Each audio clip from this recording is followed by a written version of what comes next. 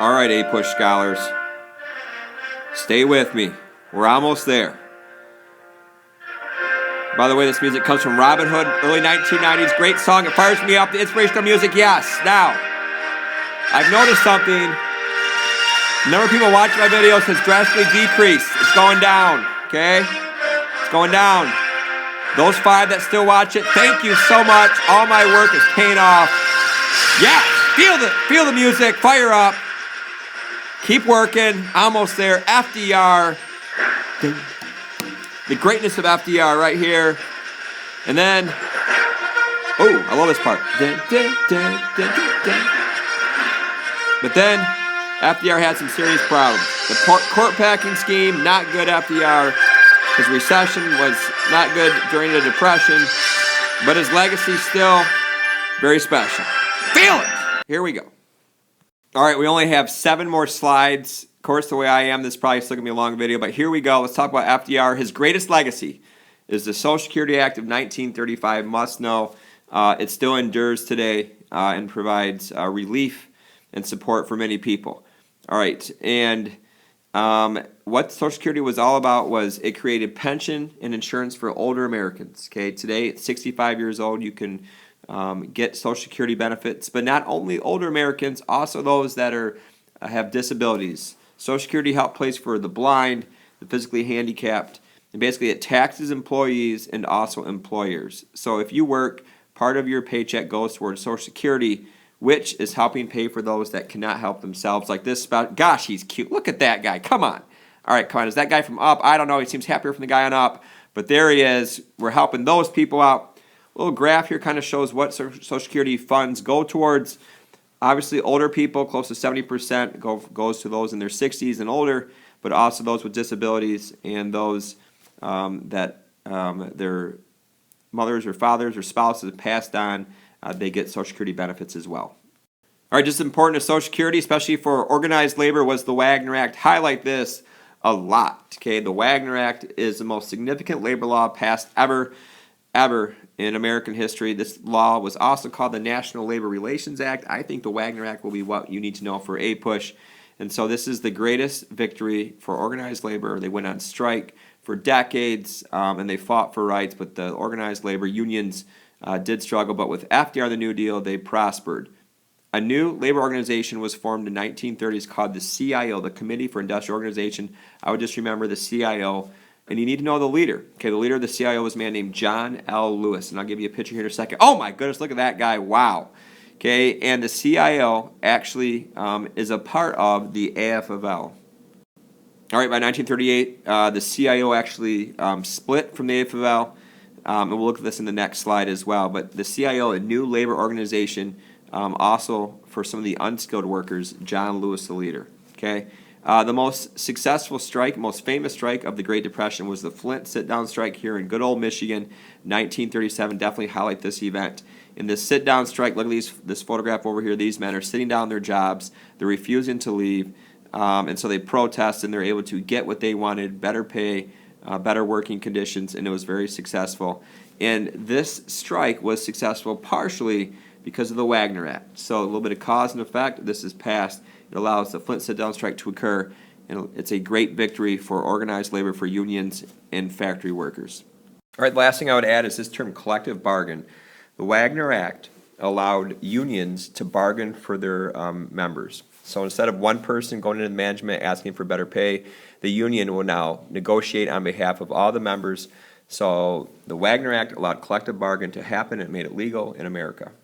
All right, this graph comes from the book, and it kind of just shows the AFL. Of course, the 1886 was formed, and then it was successful because it was skilled workers, and then the CIO was formed and was a part of the AFL for a little bit, and then it kind of split into its own organization. But then by the 1950s, they did join forces. Today, it's called the AFL-CIO, one of the most powerful unions in America today. I do want to highlight this up here. This is a thing you need to highlight. The Fair Labor Standards Act, very important law, 1938. The progressives from earlier in the 20th century were probably very happy to see this law passed. It set the minimum wage, at the time. It was still less than $1, but there was a federal minimum wage, and the work week was a 40-hour work week, which is pretty standard today. This was passed by this law. Also eliminated child labor and dangerous jobs. So a very important law for labor. Last thing I want to point out is in this graph, we're looking at people that were in unions and not in unions. So in blue here are the percent of the labor force, not farmers, that were in unions.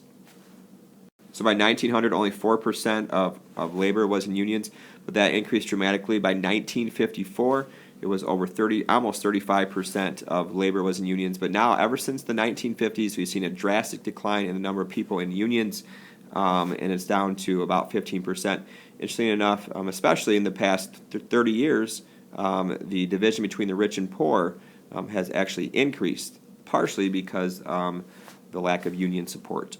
All right, FDR runs again for re-election in 1936, and he is the champ, and FDR destroys his competitor, Alfred Landon. Not even close. Don't even need to know that guy. Look at the Electoral College map, and FDR wins by a complete landslide, 523 to 8. Okay, so he was so popular during the Great Depression, and 1936 was probably his greatest victory in the 4 elections that he won. I did want to highlight in his second inaugural address in 1937, early 1937, he gives a speech. And he says, "I see 1/3 of a nation ill-housed, ill-clad, ill-nourished. The test of our progress is not whether we will add more to the abundance of those who have much. It is whether we provide enough for those who have too little." So again, FDR was looking out for the people who are starving, who have no jobs, the poorest people in America, which was most Americans. So he was out to really try to help them, and that's partially why he was such a successful president. All right, I'm a fan of FDR, so let's get that out there. But he did some things he probably shouldn't have, and probably his biggest criticism is the court packing scheme. Okay, so in his first term, when FDR was president, he controlled Congress. They were mostly Democrats, but the Supreme Court did not really support FDR very much. They actually blocked some of his programs. They actually ruled 2 of the New Deal programs unconstitutional. Do you remember the 2 FDR programs? I think you need to know this in APUSH. The 2 FDR programs ruled unconstitutional were the NRA and the AAA. Anyway, because of his unhappiness with the Supreme Court, FDR decides to propose a plan in which a new Supreme Court justice would be added for every existing member over 70. So FDR wanted to pack the Supreme Court or add 6 more justices to make it a total of 15. Today, we have 9 justices still today, and here were the 9 when FDR was president. And so he wanted to add 6 more. The president, which was FDR, they get to choose who is on the Supreme Court. Now, the Senate has to approve it, but FDR probably would put Democrats on there, people that supported his New Deal programs. And he really can't do this, okay? FDR, I'm a fan, but this is very tyrannical, if you will. Some say he acted like a dictator by trying to do this. I would highlight this. Packing the Supreme Court was probably his worst mistake as president. All right, 2 more slides left. Okay, so in FDR's first term, unemployment actually does go down to 15%. I'll put a graph up here in a second. So remember, it was around 25% in 1933 when he took over. So it did go down 10%, but still 15% unemployment is still a depression. And unfortunately for FDR in 1937, the economy actually took a hit, and unemployment actually increased.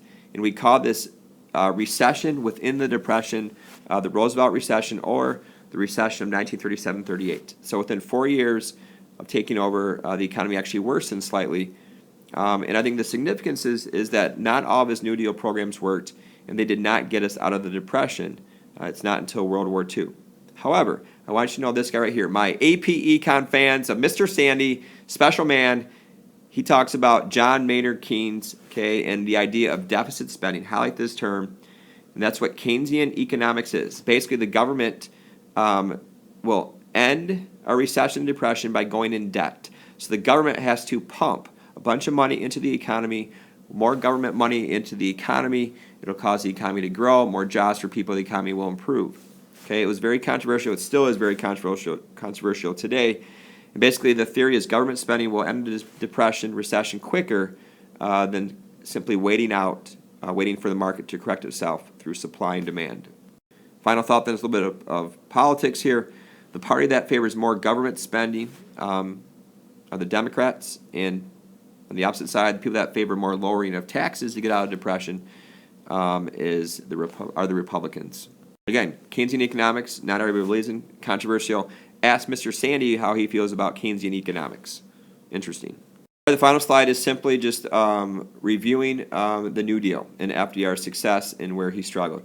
All right, so critics attacked the New Deal, pointing out that it wasted a bunch of money and nothing was ever accomplished, that the Great Depression never ended, and that's partially true.